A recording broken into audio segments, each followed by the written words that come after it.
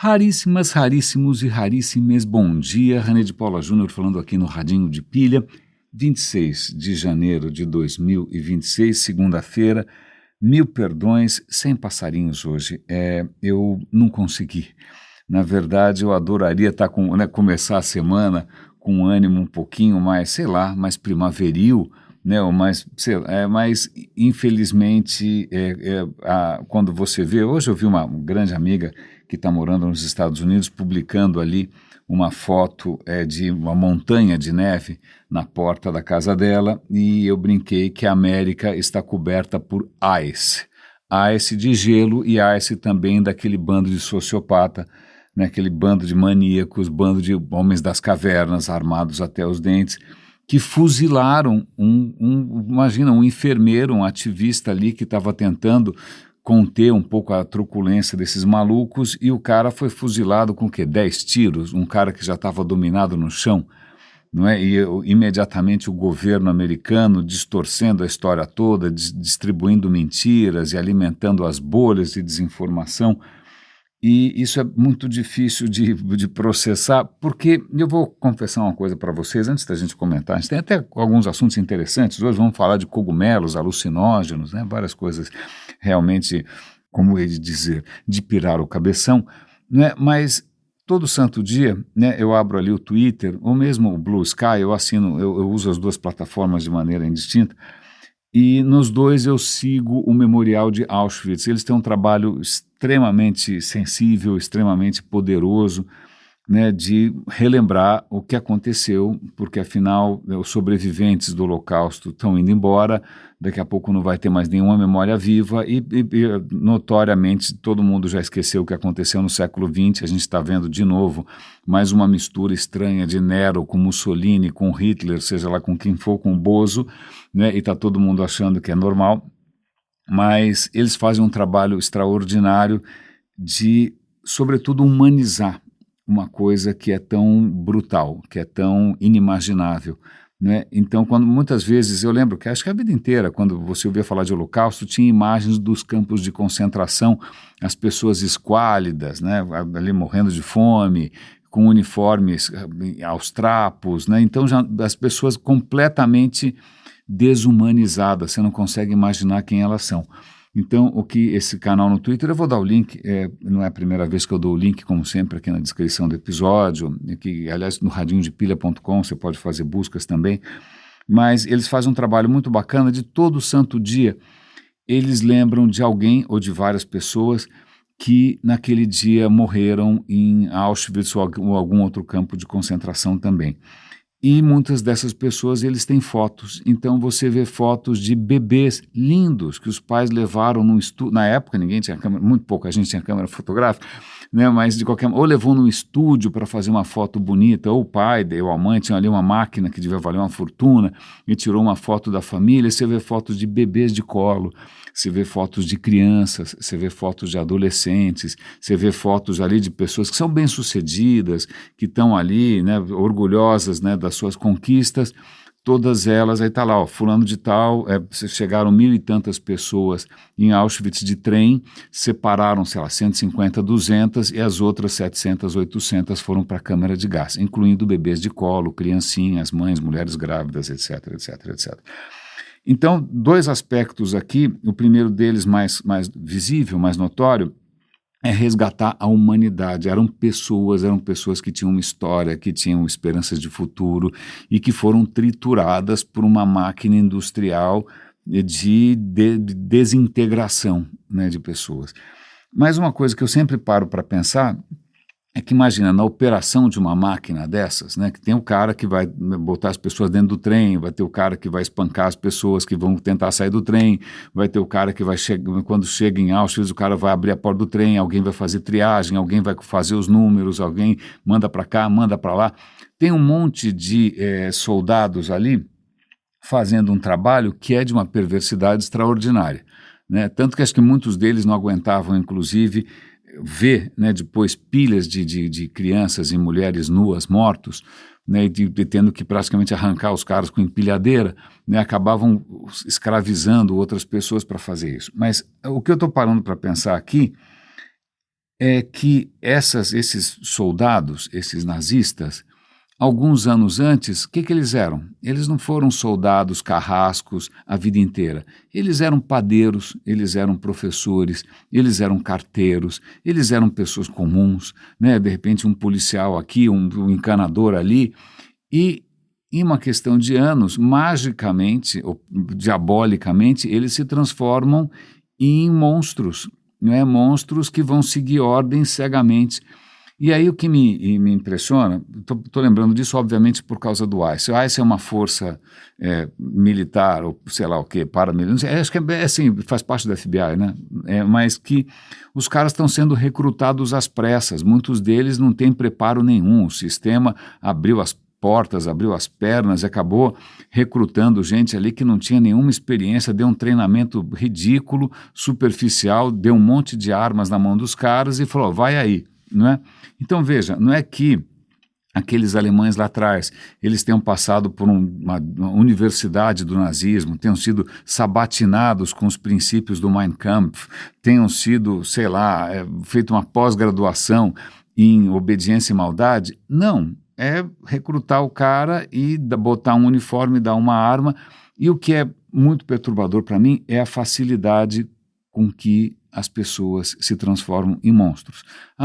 Tem muita gente que já falou a respeito, tem Hannah Arendt, tem um monte de gente que já falou a respeito disso, mas a gente está vendo isso acontecer de novo.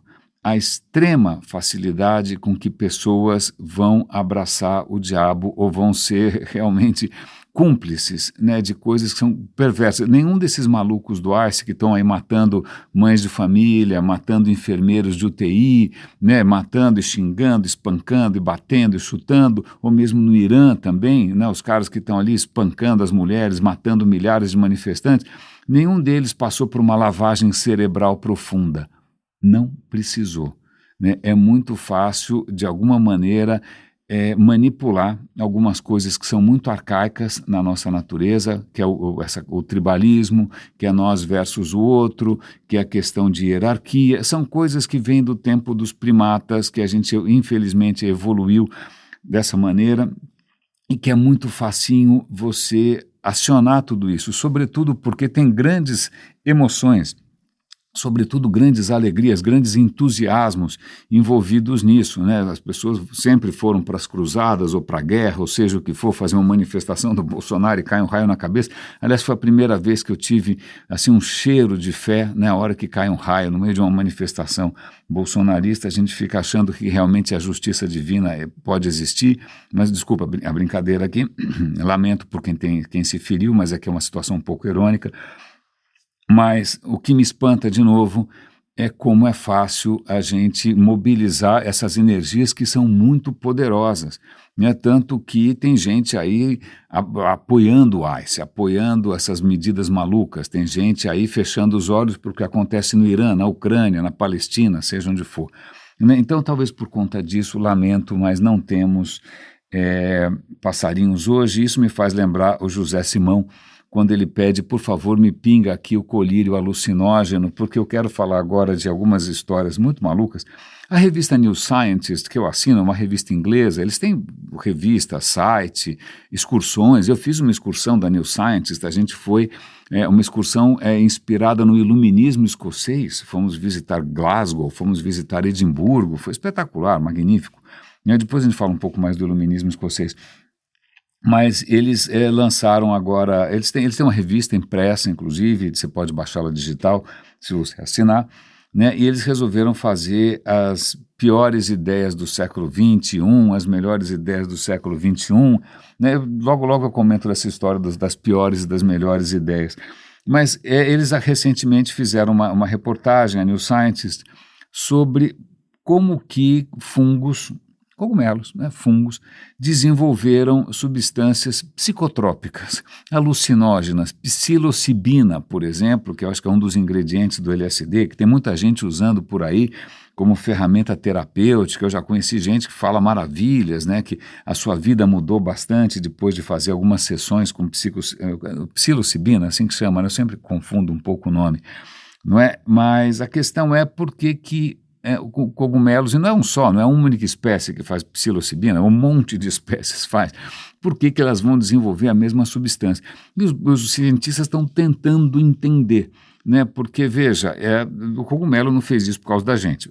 Provavelmente não, né? Deve ter feito por alguma razão um pouco mais prosaica, de repente para, sei lá, se livrar de insetos, de parasitas, de pragas, tal. Eles estão testando ali o que acontece quando você faz os parasitas dos cogumelos ingerirem quantidades um pouco cavalares desse negócio. Eles já perceberam que isso perturba o desenvolvimento das larvas, ou tem um efeito tóxico, né? Então, uma das possibilidades é que o cogumelo tenha desenvolvido isso como um tóxico, como muitas plantas desenvolvem coisas tóxicas, né? Plantas, nenhuma planta quer ser comida necessariamente, não, frutos são uma outra história, fruto sim é uma isca, fruto é uma isca, a planta faz o fruto de isca, está tudo bem, mas folha é produtiva, né? Folha está ali trabalhando, nenhuma planta quer que a sua... Então toda folha tem ali algum tipo de substância que vai evitar, que vai tentar intoxicar, né? E a gente acaba usando isso para fazer chá, tempero, etc. Mas voltando, estamos falando aqui de alucinógenos, que é um tema fascinante, né? E os caras estão tentando entender o porquê que desenvolveram essa substância. Será que é por acaso que realmente ela produz esse efeito nas pessoas? Né? É difícil saber se, por exemplo, um besouro ou uma taturana está alucinando. Você não consegue ter acesso a esse tipo de informação. Ela pode estar agindo um pouco estranha, mas você não sabe se ela está prestes a escrever um livro como As Portas da Percepção, do Aldous Huxley, alguma coisa parecida. Não é, ou criar de repente uma seita, né? Ou as pessoas vão na selva tomar estranhos líquidos. Mas o que é mais interessante aqui, isso é genérico, tá? Psilocibina, tentando descobrir por que os alucinógenos surgiram do ponto de vista evolutivo. Mas o que é mais curioso é que tem vários artigos, que eu vou dar o link para você, tem em português, em inglês e tal, sobre um tipo específico de substância produzida por alguns cogumelos que existem, aliás, no mundo, quase no mundo todo, só na Antártida que não, que fazem com que você enxergue, não, sei lá, alucinações diversas, divindades, pessoas do passado, né? Porque aparentemente alucinações de LSD, a gente já falou bastante aqui, eu até vou dar o link de novo, era um vídeo do Religion for Breakfast, Religião para o Café da Manhã, que é um canal que eu estou sempre recomendando. O autor, o Andrew, ele é um estudioso de religiões, e ele fez um vídeo muito interessante sobre enteogênese, se eu não me engano, que são experiências místicas provocadas por alucinógenos e que talvez estejam por trás de muitas religiões, religião nunca é a palavra correta, né, mas de muitos rituais na América do Sul, na Ásia, xamanismo, etc. e tal, tudo que envolva alucinações. É um vídeo muito interessante. Né, mas normalmente essas alucinações são de vários tipos, a pessoa sente uma presença, a pessoa vê uma luz, a pessoa vê uma entidade, cada hora é de um jeito. Mas, voltando para esse bendito cogumelo estranho, que não é um cogumelo só, são vários, a alucinação é sempre a mesma. O que é estranhíssimo, é sempre a mesma alucinação. E qual é essa alucinação? Você vê pessoinhas pequeninas por tudo quanto é lado, pululando à sua volta, como se fossem duendes, leprechauns, trolls, gnomos, fadinhas, o que você quiser. A fada sininho, não, a fada sininho, não, acho que não. Mas veja, que coisa curiosa, a coisa é tão previsível que em alguns lugares da Ásia, onde esse cogumelo é consumido como alimento, né, o garçom que põe na mesa ali o cogumelo para você comer, ele põe também um timer, ele põe um reloginho, ele fala, olha, espera 15 minutos para comer. Né, espera 15 minutos, porque se você comer antes de 15 minutos, você vai ficar louco vendo pessoinhas à sua volta. Pois bem, então existe um cogumelo, vários cogumelos, que fazem com que você veja pessoinhas. Eu já conheci gente que voltou de uma experiência mística extraordinária, tinha tomado sei lá o que, provavelmente algum desses cogumelos, e tinha visto várias criaturinhas minúsculas. Pronto, está descoberto. É uma substância específica que produz sempre o mesmo efeito, o que é profundamente intrigante, né? Uma coisa maravilhosa, não é? E é alucinação. Claro, eu sempre digo aqui no radinho, se só você viu, se só você ouviu, é alucinação. E tem um aspecto bastante interessante, vamos avançar nisso aqui, nessa linha, porque recentemente eu comentei com vocês a série muito boa que o The Rest is History, que é um podcast inglês sobre história, fez sobre a Joana d'Arc, que é uma heroína francesa, foi canonizada. Eu não sei como é que alguém canoniza alguém que saiu matando os outros, mas tudo bem. Não é, mas com o estandarte de Cristo, que também me parece relativamente contraditório. Mas tudo bem, a lógica não é um ponto forte, né, desse terreno da experiência humana, né, tanto faz se tem consistência ou não, tanto não é assim que funciona. Não é? Mas, pois bem, a Joana d'Arc fez o que fez porque ela ouvia vozes, né, ouvia vozes. Isso foi fartamente documentado porque ela foi presa. Ela passou por um processo bastante detalhado, os caras tentando ver se as vozes eram do diabo, se eram dela, isso, aquilo, etc. Não é? E aí, pois bem, e mesmo no The Rest is History, você tem ali dois apresentadores. O Dominic Sandbrook, ele é completamente ateu, não está nem aí para nada. O nosso amigo Tom Holland, ele já é um cara um pouco mais místico, ele acho que ele tem uma formação religiosa, e ele escreveu um livro chamado Dominion, sobre como o cristianismo influenciou a história da Europa. Então ele é mais sensível, ele gosta de história de santo e tal. Então quando o Dominic Sandbrook fala, meu caro, desculpa, e essas vozes? Ele fala, permanecerá para sempre um mistério, o que ela estava ouvindo. Talvez não, não é? Porque tem um artigo aqui muito interessante na Science Daily, que médicos estão começando a entender, ou pelo menos confirmar hipóteses, confirmar de verdade, né, com exames, etc. e tal, hipóteses sobre vozes. Porque é muito comum, aparentemente, infelizmente, que pessoas com alguns problemas ou desvios psiquiátricos elas tenham alucinações auditivas, elas ouçam vozes, né? Que a voz manda matar não sei quem, manda fazer não sei o que lá, pois bem. Que vozes são essas? O que os caras estão percebendo é o seguinte, essa é uma hipótese, é uma das hipóteses que já estava no ar faz tempo, mas agora eles estão conseguindo evidência. Quando você pensa sozinho, mas pensa como se você estivesse falando. Algumas pessoas efetivamente falam sozinhas, eu conheço várias, está tudo bem. Mas muitas vezes se você fala sem falar, você está na tua cabeça matutando verbalmente, não oralmente, mas verbalmente. Né? Você está lá. Tá. O que acontece é que o cérebro de algumas pessoas, quando percebe, né, que você está verbalmente pensando, ele dá um passo além e transforma aquilo em som. Ele fala, acho que ele vai falar. E aí ele, ao invés de suprimir, ao invés de desencanar, não levar a sério, né, o que está acontecendo do ponto de vista interno, né, ele acaba, o cérebro é uma máquina preditiva, a gente sabe disso, ele está sempre tentando prever o que está acontecendo, ele se equivoca e ele acha que isso deve ser traduzido numa experiência sonora. Então, eles estão começando a mapear como isso acontece e é material, está ali, é um problema efetivo do cérebro, não é que você subitamente é uma antena que está captando coisas de alguma outra esfera de energia, não, é só o seu cérebro que resolveu, se equivocou, se enganou e ele está achando que quando você está imaginando palavras, ele fala, bom, já que ele está imaginando palavras, eu vou colocar som nisso. Né? Então, veja, a gente está começando a entender o fundamento de algumas ilusões, de alguns tipos de delírio, de alguns tipos de problema psiquiátrico que em outros tempos já foram vistos como, sei lá, possessões, como alguma conexão com algum mundo desconhecido e invisível.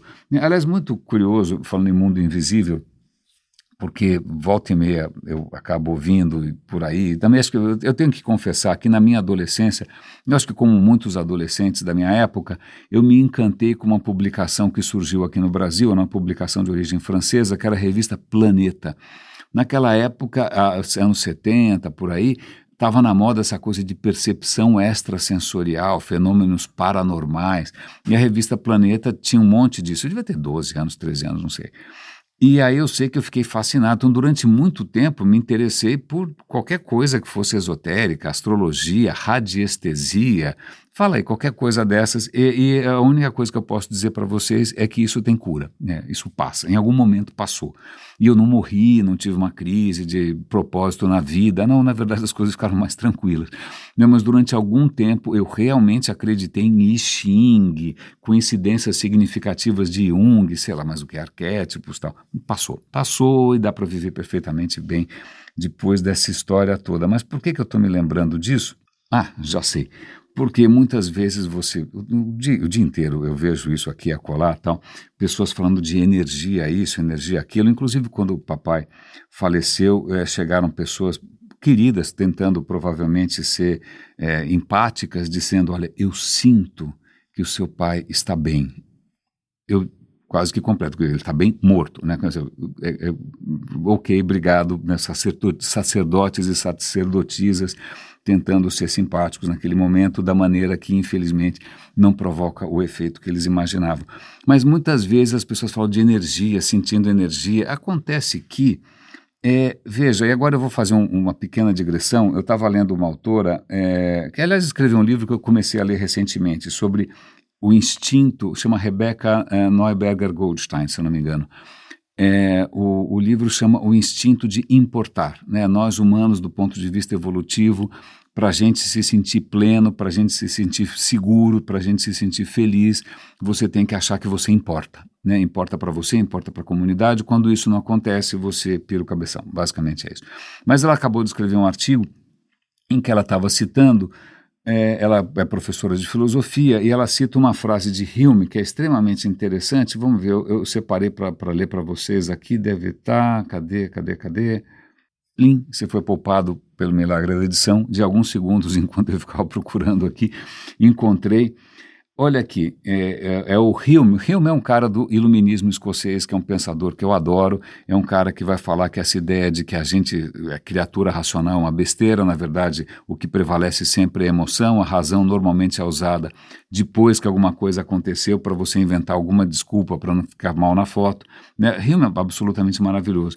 Mas ele tem uma colocação que eu achei interessante, que é a seguinte: se a gente pegar qualquer livro, né, numa biblioteca, seja de coisas divinas, seja de coisas metafísicas, e perguntar: esse livro contém algum raciocínio envolvendo quantidade ou número? Não. Ele contém algum raciocínio experimental que tem a ver com fato e existência? Não, então pode jogar o livro pela janela. Não, o que ele está querendo dizer aqui, ele estava justamente abrindo ali uma nova escola de pensamento em que esse mundo se basta e qualquer coisa que fica falando de metafísicas realmente é uma perda de tempo, né? É uma escola que a gente poderia chamar de filosofia. Aliás, são 3 escolas, eu acabei de descobrir isso, eu não sabia. A escola continental, mil perdões aqui. Na verdade, falando aqui, voltando para falar de Hume, você tem algumas escolas, eu descobri isso hoje e acabei aprofundando com o ChatGPT. Você tem 3 linhas, grandes linhas de filosofia. Uma é chamada filosofia analítica. A filosofia analítica muitas vezes é associada à lógica, a alguns pensadores alemães que vão ficar ali vendo a consistência do modelo de conhecimento, da epistemologia, não sei de onde. Essa é uma. A segunda linha é a filosofia natural, que é mais antiga, né, que vem lá desde Aristóteles. É uma filosofia que tenta entender o mundo, os fatos, né? Uma boa parte do iluminismo escocês está nessa direção. E aí você tem o que é chamado de filosofia continental, que é muito ligado a alguns pensadores europeus, franceses, sobretudo, em que eles vão tentar ver que você não pode discutir nenhuma questão sem levar em conta a história, o poder, a opressão, a sociedade, a cultura, né? São 3 grandes linhas, mas o nosso amigo Hume, né, século XVIII, é um cara que está pensando ali até que ponto as ideias da gente têm alguma conexão ou não com a realidade, com ciência e com fatos. E já que a gente mencionou aqui linhas de pensamento que estão conectadas com a ciência e com, por exemplo, evolução e, por exemplo, com etologia, que é o estudo dos outros animais, tem aqui um estudo muito interessante que provavelmente vai desagradar aos CEOs cowboys do LinkedIn, a muitos gurus do palco, etc., essas figuras que são carismáticas, que leem o estoicismo de Marco Antônio, assim vai, Marco Aurélio, né? E aí a questão é a seguinte: colaboração. Cientistas fizeram experimentos muito interessantes com chimpanzés, que são muito próximos da gente, né? E a questão é a seguinte: eles colocaram um desafio para eles. Olha, tem aqui um pote cheio de iogurte, que é uma delícia, eles adoram. Você vai poder pegar tem umas varetinhas aqui, né, para você pegar o iogurte, mas calma lá. Na verdade, as varetinhas que você pode usar para pegar o iogurte, elas estão segurando uma tampa.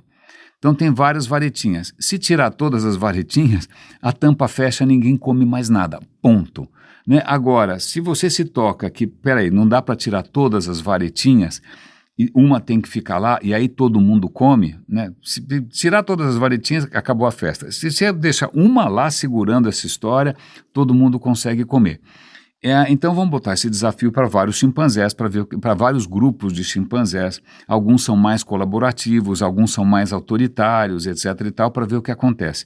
E aí é muito interessante, porque grupos pequenos de chimpanzé, um detalhe, né? Se tivesse 3 chimpanzés, eram 3 varetinhas, se tivesse 10 chimpanzés, eram 10 varetinhas. Então, é um para cada um, certo? Em grupos pequenos, normalmente eles não conseguiam se tocar. Cada um pegava a sua própria varetinha, pum, fechava a tampa, acabou a brincadeira. Em grupos maiores, os caras já começam a se tocar que alguém vai ter que abrir mão ali, alguém vai ter que segurar a onda, porque senão ninguém come, certo? Certo. E o que é mais interessante é que nesses grupos maiores que perceberam, né, que alguém ali ia ter que fazer um sacrifício pelo bem de todos, o que acontece é que os grupos que tinham machos alfa, mais autoritários, não durava muito tempo essa colaboração, não. Mas em grupos que você tinha uma coisa mais horizontal, em que todos eles eram mais amigos, se conheciam há mais tempo, não era tanto uma estrutura de dominância, mas era uma estrutura de amizade, né? Essa colaboração durava mais tempo e todo mundo se beneficiava. Veja que interessante, né? Como alguns comportamentos nobres humanos não são necessariamente uma questão de tábuas e mandamentos, né? De ordens divinas, arbustos chamejantes, mas é simplesmente uma evolução de uma criatura que vive em grupos. Aliás, tem uma outra primata, que chimpanzé a gente sabe que é inteligente, né? Mas tem um macaco aranha, eu não sei se é esse o nome em português, em inglês eles estão chamando de spider monkey, que acho que é um macaco que é ali da América Central, ou da América do Norte, no México. Eles perceberam o seguinte, eles ficaram observando os grupos ali e eles se tocaram que alguns machos, de vez em quando, sei lá, eles descobriram um lugar onde tem alguma fruta legal. Bárbaro, mas aí falta uma informação. Qual é a melhor época para ir para aqueles lugares? Então são 2 informações, onde e quando. Quando que é a época que aquilo fica maduro. Por exemplo, eu sou uma criança urbanoide, eu não tenho a menor ideia quando é a estação de manga, quando é a estação de, sei lá, qualquer cereja, não tenho a menor ideia. Mas as pessoas que estão um pouco mais conectadas com a natureza sabem isso. Mas, pois bem, são 2, para mim, eu só sei o onde, que é o supermercado, né, ou a loja online, eu não sei o quando. Mas veja, nesses grupos de macacos aranha, de vez em quando um desses macaquinhos, eles descobrem qual é um lugar. E aí eles vão sair do próprio grupo, vão no outro grupo para tentar descobrir onde e quando que essas frutas vão amadurecer. Então veja, eles vão atrás de alguma informação, eles juntam essa informação, combinam, agora essa informação é super valiosa, eles trazem para o seu próprio grupo, eles compartilham com outro grupo. Então o que eles estão percebendo ali ao vivo e a cores, não é justamente esse processo de construção de conhecimento. Cada um tem uma peça desse conhecimento, a hora que junta, isso é mais valioso, e eu achei isso bárbaro, porque são os macaquinhos absolutamente adoráveis, e veja o quanto é poderoso a gente observar a evolução, observar a natureza, observar como alguns valores que a gente preza tanto vêm dos nossos dos nossos primos, por assim dizer, não é? Mas pensando um pouco também esses mesmos comportamentos que são justamente, os chimpanzés são perfeitamente capazes de trucidar membros de grupos estranhos, não é? São perfeitamente capazes de fazer manobras e jogos de poder e hierarquia, etc. e tal. Infelizmente, alguns desses valores que a evolução consolidou na nossa espécie podem ser manipulados com muita facilidade, justamente por gente sem coração, com acesso, sobretudo, a algumas mídias bastante novas. E aí eu comentei com vocês aqui da New Scientist, das piores invenções do século XXI.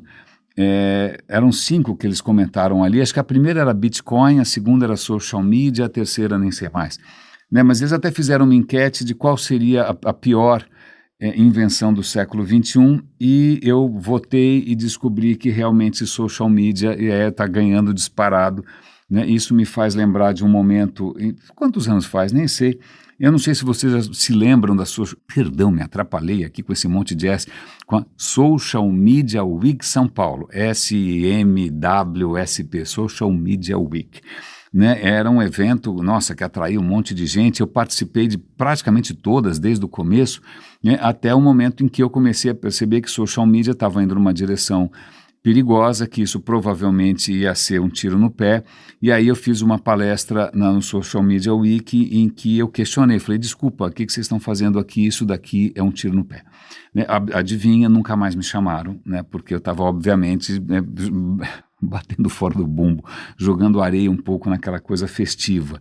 Né? E agora é muito interessante, bons anos depois, ver que mesmo revistas e opiniões internacionais realmente confirmam que social media é uma das piores invenções de todos os tempos, sobretudo porque ela está sendo usada para manipular os nossos instintos mais desagregadores, né? As nossas energias mais primitivas, mais arcaicas, que está sabotando a confiança, que está sabotando a nossa capacidade de diversidade, de tolerância, né? Que está justamente fomentando ódios e tornando as pessoas em monstros. E, infelizmente, a história demonstra que isso é fácil demais. Raríssimas, raríssimos e raríssimos, espero que esse episódio tenha valido a pena. Cuidem-se, por favor, um grande abraço e até amanhã.